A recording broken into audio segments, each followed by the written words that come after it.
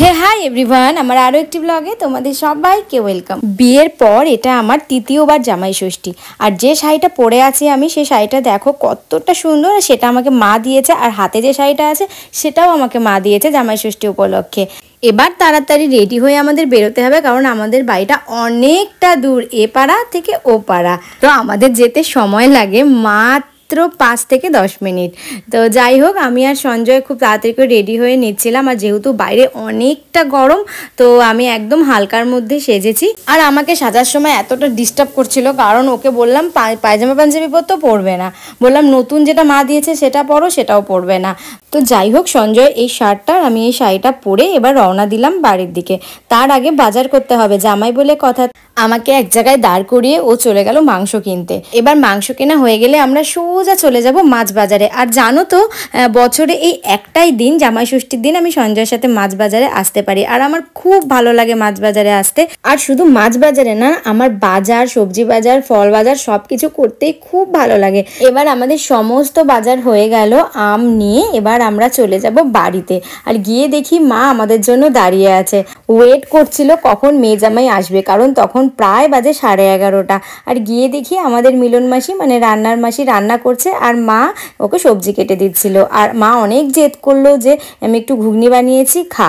তো আমি বাড়ির থেকে আমি আর সঞ্জয় খেয়েই গেছি, তাও মা যেহেতু রিকোয়েস্ট করলো, তো তাই জন্য আমি আর সঞ্জয় একটু করে ঘুগনি খেয়ে নিলাম। আর বিশ্বাস করো, ঘুগনিটাও হয়েছিল সেই টেস্টি। এবার শুরু হলো সঞ্জয়ের বোরিং হওয়া, কারণ আমাদের বাড়িতে অনেক লোক আসার কথা, কেউ এখনো এসে পৌঁছায়নি।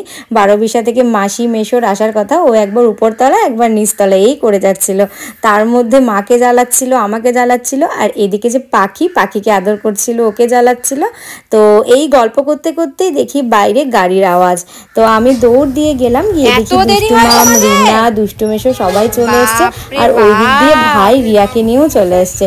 আমাদের মা রান্না করে চলেও আসছে, রান্নাও হয়ে গেছে। তোমাদের এত দেরি হয়?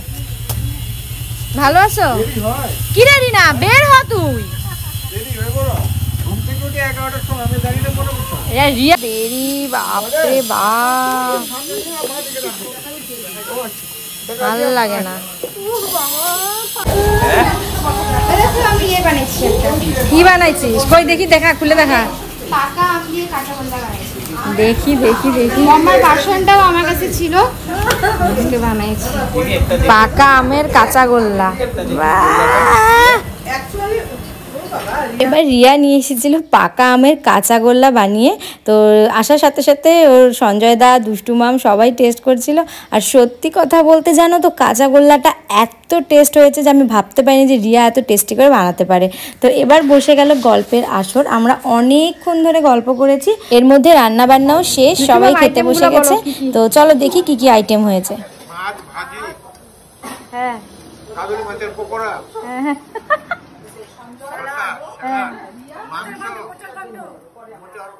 মোচার ঘন্ট খেয়ে ফেলেছো? হ্যাঁ, তারপরে ডাল, চাটনি। মোচা কেমন হচ্ছে? চিংড়ি মাছের মালাইকারি। মোচা ভালো হচ্ছে। এবার বড়দের খাওয়া দাওয়া হয়ে যাওয়ার পর বসেছি সঞ্জয়, রিনা, ভাই, রিয়া, আমি সবাই মিলে খাওয়া দাওয়া করে এবার আমাদের তাড়াতাড়ি বেরোতে হবে, কারণ আমাদের একটু প্ল্যান আছে পাশাখা যাওয়ার। এবার সবাই তাড়াতাড়ি করে রেডি হয়ে বেরিয়ে গেলাম, তার কারণ পাশাখাতে সেখানে সন্ধ্যা হয়ে গেলে একটা ফটোও ভালো আসবে না। তো এদিকে মা চলে গেল দুষ্টু মামদের গাড়িতে, আর এদিকে আমি, রিয়া, ভাই, সঞ্জয় গাড়িতে উঠে এবার আমরা রওনা দিব। এবার তো আমরা গল্প করতে করতে, গান শুনতে শুনতে আমরা পৌঁছে গেছি পাশাখাতে। আর দেখো অলরেডি সন্ধে হয়েই যাচ্ছে, তাই আমার মনটা খুব খারাপ যে ফটো ভিডিও ক্লিয়ার আসেনি, তোমাদেরকেও একদম ভিউটা আমি দেখাতে পারলাম না। তো যাই হোক, আমরা একটা দোকানে ঢুকে আগে একটু চা খেয়ে নিলাম। আর এখানে তো সারাক্ষণ হাওয়া চলে, এটাই আমার সব থেকে বেশি ভালো লাগে, কারণ পাহাড়টা একদম সামনে, মনে হয় হাতে ধরতে পারবো এরকম দেখতে লাগে। তো যাই হোক, সবাই মিলে বসে আছি চায়ের অপেক্ষায়। সন্ধে হয়ে গেছে ঠিকই, কিন্তু এখান থেকে একদম যেতে ইচ্ছে করছিল না, মনে হচ্ছে অনেকটাক্ষণ ধরে বসে থাকি। তাড়াতাড়ি বেরোতে হবে, তার কারণ দুষ্টু মামার দুষ্টু মেশো চলে যাবে আবার বাড়িতে, তো অনেক রাত হয়ে যাবে। এখানকার ডগিগুলো এত সুন্দর, এবার ওকে দেখে আমি একটুকে বিস্কুট খাইয়ে দিলাম। এর মধ্যেই চলে আসলো আমাদের চা। এবার আমরা লাল চা খেয়ে আমরা চলে যাব মোমো খেতে, কারণ পাশাখা খাতে আসবো আর মোমো খাবো না, এটা তো হয় না। তার মধ্যে দুষ্টু মাম, দুষ্টু মেশো, রিনা এসছে, ওদেরকে তো একটু খাওয়াতেই হবে, কারণ ওরা একদম প্রথমবার আসলো পাশা খাতে। ওদের এত ভালো লেগেছে, বলছে আরও একবার আসবে। তো তোমাদের জামাই ষষ্ঠী কেমন কাটলো? আমার জামাই ষষ্ঠী তো ভীষণ ভালো কেটেছে। তো নেক্সট দেখা হবে আরও একটা ব্লগ নিয়ে। তো মোমো খেয়ে এবার আমরা বাড়ি চলে যাব।